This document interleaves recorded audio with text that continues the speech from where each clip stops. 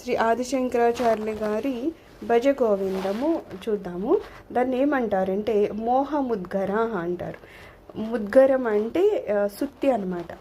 ఈ మోహాలు ఏవైతే ఉన్నాయో దాన్ని తొలగించడానికి ఒక సుత్తిని ఉపయోగించినట్లు, ఏదన్నా ఒకదాన్ని పగలగొట్టాలంటే ఒక సుత్తిని ఉపయోగిస్తాం కదా, అలాగా ఆదిశంకరాచార్యులు కూడా మనకి ఉపయోగిస్తున్నారంట, ఒక సుత్తి లాంటిది ఈ మోహముద్గర అనే దాన్ని ఉపయోగించారట. దాన్నే మనం ఏమంటాము, భజ గోవిందం అని అంటున్నాము. మోహముద్గర అనేది ఎక్కడ చెప్పారంటే, స్వామివారు ఒకసారి కాశీ వెళ్ళినప్పుడు అక్కడ ఒక 80 ఏళ్ళు ఒక ముసలాయన వేదాలనే ఎలాగొకలాగా వల్లివేస్తూ ఉంటే అప్పుడు చెప్తారనమాట, ఏమని, మీరు వేదాలని వల్లివేస్తున్నారు ఇంత సమయం వచ్చినా సరే, కానీ వేదాలు కేవలం వల్లివేయడం కాదయ్యా, దాని మూలాన్ని పట్టుకుంటేనే మీకు అసలైన ఏ గమ్యం కావాలో అది దొరుకుతుంది అని చెప్పి ఈ స్తోత్రం చెప్పారు. ఏమని, భజ గోవిందం భజ గోవిందం భజ గోవిందం మూఢమతే సంప్రాప్తే సన్నిహితే కాలే నహి నహి రక్షతి డుక్రున్నరణి. అంటే ఈ డుక్రున్న అనేవి ఒక వ్యాకరణ సూత్రం అంట. ఈ ఎప్పుడైతే ఈ స్వామివారు చూస్తున్నారు ఒక ముసలి ఆయన డుక్రున్నరణి అనే ఆ వ్యాకరణ సూత్రము చదువుతూ ఉంటే అప్పుడు ఈయన ఏం చెప్తున్నారంట, అవన్నీ ఇంకా వేదాలు వెళ్ళివేయడము, ఏవో ఇంకా పలకలేని ఆ స్తోత్రాలు చేయడము అది కాదయ్యా, దాని మూలం ఏదైతే ఉందో దాన్ని పట్టుకో, చాలా ఈజీగా ఒక గోవింద అనే నామంలో ఇవన్నీ ముడివించబడి ఉంటాయి. ఫస్ట్లో మనకి ఇవి వేరే వేరేగా ఏంటేంటో లాగా కనిపిస్తూ ఉంటాయి, కానీ తర్వాత స్వామివారు ఏం చెప్తారు, ఒక్క నామంలోనే అన్ని ఇనుమడించబడి ఉంటాయి కదా. సో ఎంతో కష్టపడి అవన్నీ కాదు, ఎందుకంటే ఇంక శరీరం సహకరించట్లేదు.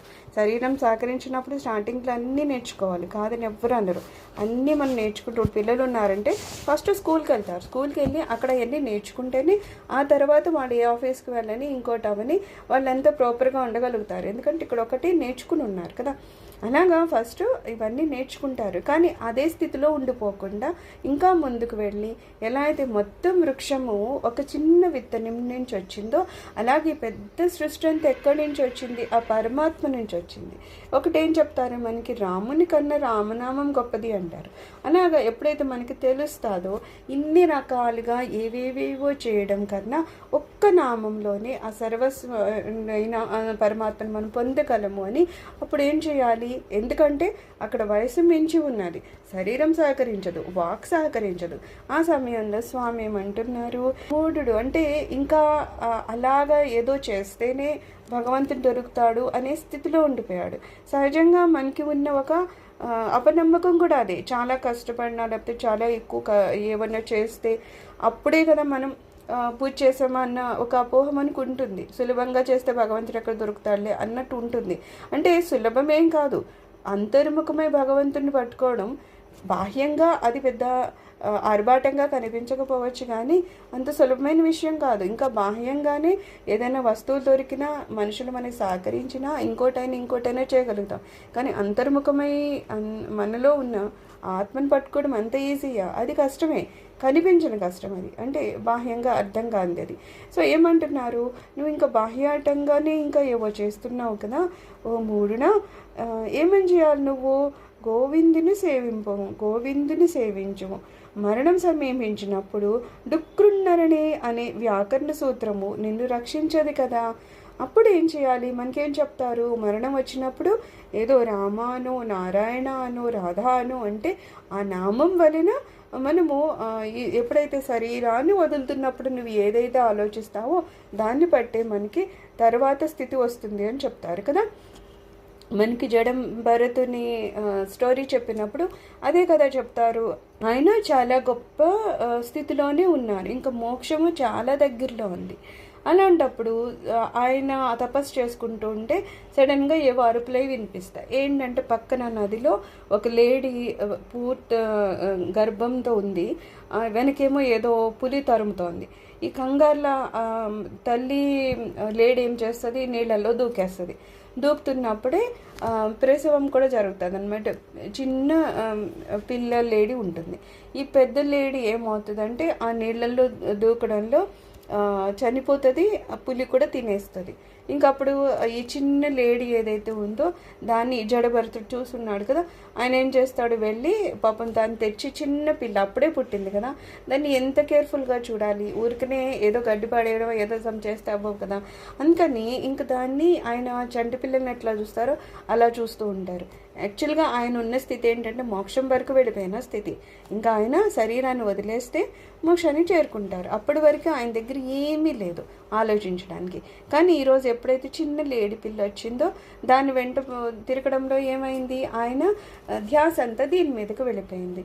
ఎంతలా వెళ్ళిపోయింది అంటే ఆఖరి క్షణం వచ్చినప్పుడు ఆయన గోవింద అనడం మానేసి, అయ్యో ఇది చిన్న లేడి పిల్ల, ఇప్పుడు నేను వెళ్ళిపోతే ఎవరన్నా పులి తినేస్తుందో, ఇది ఎలా బ్రతుకుతుందో, ఇది అసలు బ్రతుకుతుందో లేదో ఎవరు ఆలోచిస్తున్నారు? సర్వం తెలిసిన ఆయన మోక్షానికి దగ్గరలోకి వెళ్ళిపోయారంటే ఆయనకి జీవన మరణం గురించి బాగా తెలుసు. ఒకవేళ ఆ లేడీ ఎంతకాలం ఉండాలో అంతకాలం ఉంటుంది, ఆ తర్వాత అది కూడా దాని రూపు మార్చుకుంటుంది అని తెలియని విషయాలు తెలుసు. కానీ మోహం అనేది ఆయన్ని అలాగా ఆ రూపంలోకి తీసుకెళ్ళిపోయింది. వెళ్ళిపోయినప్పుడు ఏం చేస్తారు, ఆయన అదే ఆలోచించుకుంటూ లేడి పిల్లని ఆలోచిస్తూ చనిపోయారు. కాబట్టి ఏమవుతుంది, నెక్స్ట్ జన్మలో మళ్ళీ ఆయన లేడి కింద పుడతారు. సో మనము ఇంత జీవితం అంతా ఎందుకు భగవంతునికి సంబంధించి స్తోత్రాలు చేయడము, పూజలు చేయడము, లేకపోతే క్షేత్రాలు తిరగడం ఎందుకు చేస్తున్నాము? అలాగా ఎంత మనము భగవంతునికి ఏదో రూపంలో దగ్గరగా ఉంటే ఆఖరికి మరణం వచ్చిన సమయంలో మళ్ళీ ఆ స్వామివారినే మనం గుర్తుపెట్టుకుంటాం. కాబట్టి కేవలం మరణ సమయంలో మనకి ఆ పేరు గుర్తు రావడం కోసం జీవితాంతం మనం ప్రాక్టీస్ చేస్తూ ఉంటాం. అందుకని ఏమంటారు, ఒకవేళ మరణ సమయంలో ఒక్కొక్కసారి ఏమవుతుంది, ఎదురుగుండా యమభటులో కొంతమంది కనిపిస్తూ ఉంటారట, లేకపోతే ఆ మనసే కొంచెం భ్రమిస్తూ ఉంటుందంట. అలా ఉన్నప్పుడు భయభ్రాంతులకి లోనైపోయినప్పుడు ఈ మనసు చలించి ఎంత మనం ఈ జీవితాంతము హరినామము గోవిందనామం చెప్పినా ఆ సమయానికి అది పట్టుకోలేకపోవచ్చు. అందుకని ఏమవుతుంది, ఈ ముందు నుంచి మనం ఏమంటారంటే మనసుకి దీన్ని ఎలాగ అలవాటు చేసేయాలంటే మనము బుద్ధిపూర్వకంగా చెప్పకపోయినా లోపల తిరుగుతూ ఉండాలి. ఎలా అయితే మనం అంటున్నాం కదా, రోజంతా ఒక నామం చెప్పుకుంటూ వెళ్తూ ఉంటే అది నిద్రలోనూ అదే నామం చెప్పుతుంది మనకి తెలియకపోయినా. అలాగే ప్రొద్దున్న లేవగానే మనమే గుర్తు చేసుకోవాలని లేకుండానే లోపల నుంచి ఆ నామం బయటకు వస్తుంది. అది కదా మనం చేయాల్సిన ప్రాక్టీస్. అలా చేస్తేనే ఆఖరికి మనం స్వామివారిని చేరుకుంటాం. అందుకని ఏమంటున్నారు, ఒక నామం పట్టుకుని గోవింద గోవింద గోవింద అని ఆ గోవిందుని స్మరించవయ్యా. ఎందుకు అవసాన కాలం వచ్చింది, ఎదురుగుండా శరీరాన్ని విడిచే సమయం వచ్చింది, ఇప్పుడు కూడా ఏదో వ్యాకరణాలు ఎందుకు చేస్తున్నావు అని మనకి ఒక పద్యంలో చెప్పారు. తర్వాత శ్లోకంలో ఏమంటున్నారు, మూఢజహీహి ధనాగమ తృష్ణాం కురు సద్బుద్ధి మనసి వితృష్ణాం ఎల్లబసే నిజ కర్మోపాతం విత్తం తేనా వినోదయ చిత్తము. అయితే ఇక్కడ ఏం చెప్తున్నారు, మామూలుగా మనిషి ఫస్ట్ ఎలా మొదలు పెడతాడంటే నిజంగా అతనికి జీవితం గడవడానికి కోసం అని చెప్పేసి కొంత ధనం అవసరం అని చెప్పేసి కష్టపడతాడు. అయితే అది ఒకలాగా ఏదో పులి కంట ఒకసారి మాంసం రుచి చూస్తే ఇంకా అది ఇంకెప్పుడు మాంసం వెంట పరిగెట్టడం అన్నట్టు ఏదో ఉంటుందంట. అలాగా ఒకసారి ఏదైనా రుచి చూస్తే దాని వెంట పరిగెట్టడం. అలాగా మనిషి ఏం చేస్తాడు, నిజంగానే మొదట తన జీవితము బ్రతుకు తెరువు కోసమని సంపాదన అనేది మొదలు పెడతాడు. అయితే అది అక్కడికి ఆగిపోతుందా, ఆగదు. ఎప్పుడైతే సంపాదన మొదలు పెట్టాడో ఫస్ట్ ఏమంటాడు, మా బేసిక్ నీడ్స్ కనీస అవసరాలు తీరడానికి అని చెప్పి సంపాదన. ఆ తర్వాత కాసింత పోయినాక ఇంకా ఏదో కొంచెం లగ్జరీ, కొంచెం పర్వాలేదు. ఇంకా తర్వాత అయితే మాకు కాదు, ఇంకో 2-3 కుదిరితే ఒక 7 తరాల వరకు మిగిలిపోయి అంతే. ఇప్పుడు చూస్తున్నాం కదా, కోట్లు కోట్లు కోట్లు కోట్లు అంటారు. అరే ఎన్ని కోట్లు, నువ్వు నీ జీవితంలో నీకు అంత అవసరమే లేదు కదా. సో అలా వెళ్ళిపోయినప్పుడు ఏం చేస్తాము, ఇంకా వాళ్ళకి వైరాగ్య భావం ఎక్కడుంటుంది, ఈ సంపాదనలోనే జీవితం అంతా అయిపోతుంది కదా. అందుకని స్వామివారు ఏమంటారు, నువ్వు నీ స్వశక్తితో సంపాదించినప్పుడు ఎంత సంపాదన నువ్వు చేస్తున్నావో దానిలోనే ఆనందించు. అంతేగాని ఇది ఏమవుతుంది, స్వశక్తి అని వర్డ్ ఎందుకు వాడుతున్నారు, నువ్వు ఇంకా ఎక్కువ సంపాదించాలి అనుకున్నప్పుడు తప్పకుండా వేరే తప్పు ద్రోవ పట్టుకోవాల్సిన స్థితి వెళ్ళిపోతూ ఉంటుంది. ఇప్పుడు పిల్లలు చూడండి, 1 నిమిషం 2 నిమిషాల్లో పక్క వాళ్ళ లక్షలు దొంగిలించడానికి ప్రయత్నాలు చేస్తున్నారు, తప్పు ద్రోవల్లో వెళ్ళిపోతున్నారు. ఎందుకంటే వాళ్ళకి ఇంకా ఇంకా ఏదో ఆశ చేయాలని ఇష్టం అనమాట. కానీ నిజంగా వాళ్ళు కష్టపడి స్వశక్తితో సంపాదించేది ఎలా ఉంటుంది? వాళ్ళకి అన్ని లక్షలు ఒక నిమిషంలో 2 నిమిషాల్లో రావు. కానీ వాళ్ళ దృష్టి అలా లేదు, ఎలాగోకలా సంపాదించాలనే స్థితిలో ఉన్నారు. ఎప్పుడు ఉంటారు అలాగా? ఇంకా ఇంకా ఇంకా ఇంకా ఏదో ఆనందించాలి, ఇంకా ఏదో సుఖపడాలి అనే యావలో ఉన్నప్పుడు. కానీ స్వామివారు ఏమంటున్నారు? నీ కష్టంతో నువ్వు ఎంత సంపాదించుకుంటున్నావో దానిలోనే ఆనందించడానికి ప్రయత్నం చేయి. ఎప్పుడైతే ఉన్నది చాలు అనే తృప్తి మనకు వస్తుందో అప్పుడు మనకి ఆనందం వస్తుంది. ఇంకా ఎంత ఉన్నా సరే ఇది కాదు ఇంకా ఇంకా ఇంకా అని ఎప్పుడైతే మనిషి అలా వెంపర్లాడుతూ ఉంటాడో వాడికి ఆనందము ఉండదు, శాంతి ఉండదు, ఇంకా ఇంకా జీవితాంతం కూడా వాటి వెంటే పరిగెడతాడు. కానీ కాబట్టి ఇంకా వైరాగ్యభావం అనేది ఎక్కడి నుంచి వస్తుంది? అస్సలు రాదు.